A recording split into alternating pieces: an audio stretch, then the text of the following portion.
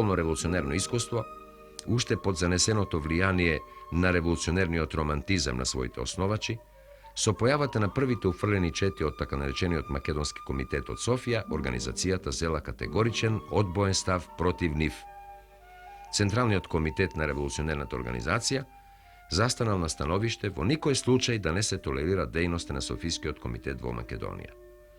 Внатрешната македонска револуционерна организација го предупредила дека ќе биде безмилосна кон сите што не ги почитуваат нејзините наредби и правилници, а исто така и кон оние што против нејзината согласност навлегуваат вооружени во нејзината територија. Со еден збор, внатрешната организација уште во самиот почеток била против интервенционистичката политика на бугарскиот двор и буржуазија во Македонија.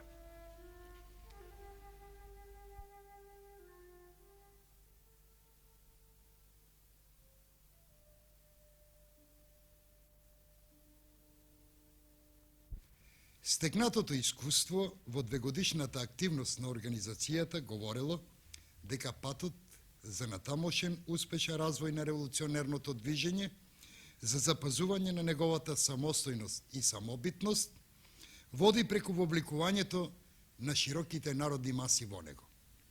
Меѓутоа, за да се постигне тоа, било потребно решително да се прекине со сето она што го пречело масовизирањето на организацијата, да и се даде нејзе нова политичка идеолошка ориентација, во која ќе дојдат до израз стремежите на широките селански маси. Да се ослободи таа од тесноградиот национализам на нејзините основачи.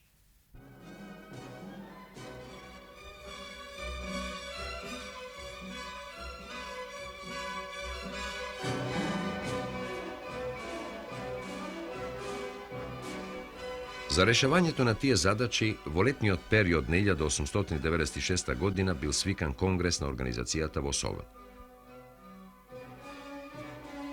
На конгресот присуствувале 15 до 16 делегати. За прв пат тука се собрале многу истакнати дејци,